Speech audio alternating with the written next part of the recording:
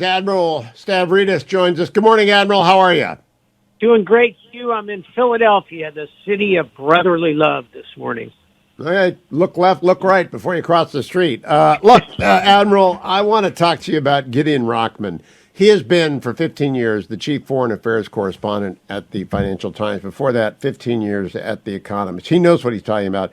His column yesterday, How to Stop a War Between America and China, followed my long conversation with Elbridge Colby on the same subject. Okay, you know this stuff. How do we deter China from attacking Taiwan? Yeah, I think the common answer to that is, we build up a great big military and then they'll be scared to attack us. And I don't think that's the entire answer. What we need here is a strategy. I don't think we've ever had a long-term strategy to deal with China. Whereas, as you well know, the Chinese certainly have a long-term strategy to achieve their goals, become a dominant power in the world, and deal with us. So, point one, we need an overarching strategy. Point two, it needs to be created by a group that really deeply, truly understands China. And he's getting kind of senior, but I'd put Henry Kissinger in charge of it. And you have people like Bridge Colby on it. You have people like former ambassador to China and naval retired admiral who was the Pacific commander.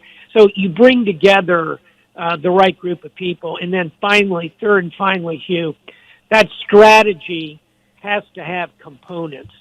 Certainly it needs a military one, and we can dive more deeply into what that would look like, but it needs a diplomatic one. How do we line up allies in the region?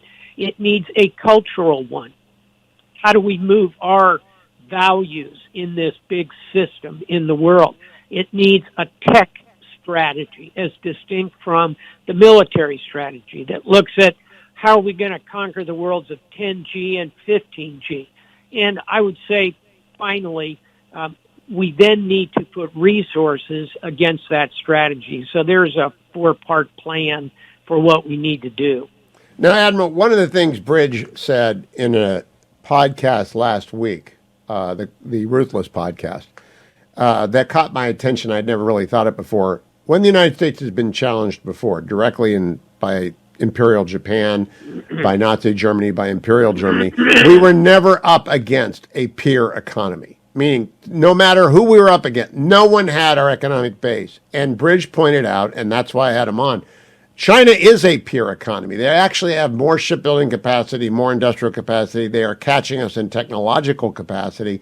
We have never faced this before. Do you agree with this assessment? I agree with the assessment that China is the largest economy in relative terms to us. I'd be a little cautious about saying that over the next 5 to 10 to 20 years, they're going to be a peer economy. Their demographics are slowing them down badly.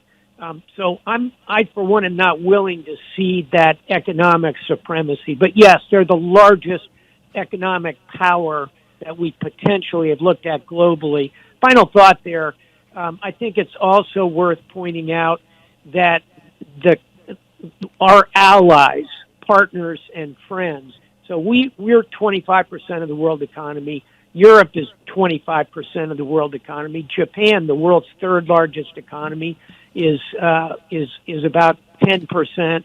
Australia, et cetera. When you put together U.S. and our allies' economic power, we're about 65 to 70%. China's, 18% right now. Could they match up directly with us, 25 to 25?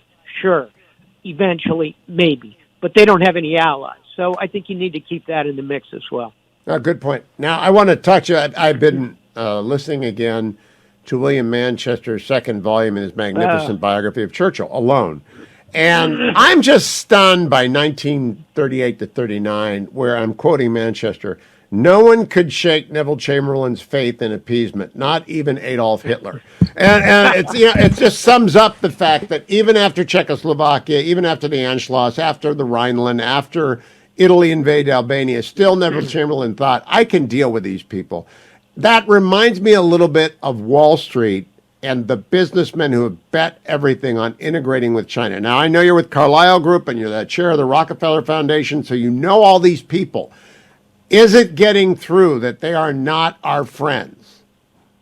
I think that the global economy and therefore the U.S. economic sector understands that we're in a period of deep competition that could flash into conflict. That's well understood.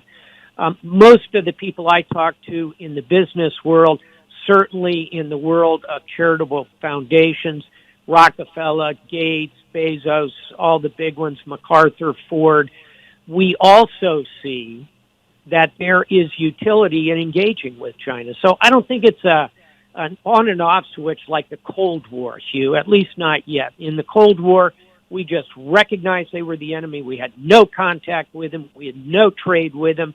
We had two armies lined up ready to attack across the Fulda Gap. I don't think that's the situation we're in yet. So I think there is a reasonable role for business, charitable foundations to play in creating some level of engagement. But bottom line, yes, people on Wall Street, people on Main Street, people in charitable foundations, people in the State Department recognize that we are looking at a looming tower in the form of China. It is a looming tower, and it's very close. Admiral, I asked a very savvy person yesterday, does there exist a mutual fund on which to hedge investment strategy in the event of a Chinese attack on Taiwan? Because that would yield destruction of so much market value overnight. I mean, Taiwan Semiconductor goes down and shipments are cut off by an embargo. The world economy goes down maybe 25 to 40% in the matter of 2 months. It's that bad. Are you aware of, is there any hedge fund out? Is there a mutual fund that says invest in us, and if China attacks Taiwan, our funds will go up? I don't even know how to put it together.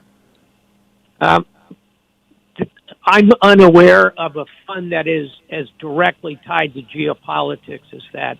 There are certainly funds that will hedge against something called the VIX index, which is the index of concern that big institutions are seeing. But I think, again, Hugh, I don't think we're quite at the point where we need a dedicated mutual fund that lines us up to reinvest. Bottom line, I think the trend that you undoubtedly talked about with Bridge yesterday of nearshoring, onshoring, building those chip plants here, that's the hedge, not creating a new mutual fund. No, I for the country it is, but for individuals, I don't know. I have never heard of the VIX index, Admiral, but I am not an investor. I let other people invest what wealth we have. I just don't know anything about it. What's it measure? How does it measure? Where is it now? What is it relative to in the past? What's it say? This is a longer conversation, but a snapshot would be the VIX index is looking at everything from geopolitical tension measured by media reports to price of oil to events like Sudan, thinking through how they could move, looking at currency flows if they go sideways, a whole basket of concern. You and your viewers can look it up and take a look at it. It's a very interesting index. Well, you know, I've never heard of it, but now I'm going to go get smart about it. I don't know who maintains it. Last question. We're sending a destroyer. You mentioned Sudan. The Navy is sending a destroyer. There was an incoherent statement from the Pentagon yesterday about, don't think of it as a destroyer. Think of it as a ship. And I said, what? What in the world does that mean? What does that mean? I didn't see that statement, but in the good news category, it's not just a destroyer. We're also sending an ESB, and that's an expeditionary support base. It's a big, huge merchant ship, has a big flight deck on it. I think if you dive into exactly what's going there, it's a DDG to protect it, an expeditionary support base. It's probably got a bunch of fast team Marines on it. It's a initial platform to go there, but it brings a grunch of logistics with it, and it could be very useful in a situation where you have to start extracting Americans. Final thought on that. that concept of an ESB, I'm quite familiar with because it's something I worked on when I was one star leading something called Deep Blue in 9/11. We created that idea so that we could have platforms that could go to crisis regions. They're not armed, so that's why the destroyer is with it. Perhaps that's what the Pentagon was trying to convey. All right, last comment, not a question. I think I finally read a book that you haven't read first. You're like Al Mohler. I never bring up a book because I got Richard Norton Smith's An Ordinary Man, The Surprising Life and Historic Presidency of Gerald R. Ford with publication. It's amazing, but your old boss, Rummy, is throughout this book. Did he ever talk to you about Ford? Oh, constantly. And it was Ford, and it was Rumsfeld, and it was Cheney. And yes. The three of them were so close. They could finish each other's sentences. And I think it's worth studying that trio in the sense that they accomplished an enormous amount both domestically and internationally. It's interesting to contemplate what a second Ford term would have looked like. I had that conversation many times with Don Rumsfeld. Final thing, you ought to look this up. Rummy wrote a very short, very moving book about Gerald Ford. You ought to read that in the context. Oh, I didn't know that. Yeah. I'll ask Richard about that. He's coming on next hour. Admiral Stav, always a pleasure. Thank you for joining us. Always good to balance all of our perspectives out on China. And he's a little bit less alarmist than I am. Oh, he's a lot less alarmist than I am. I'm in 1937 mode. Thank you, Admiral.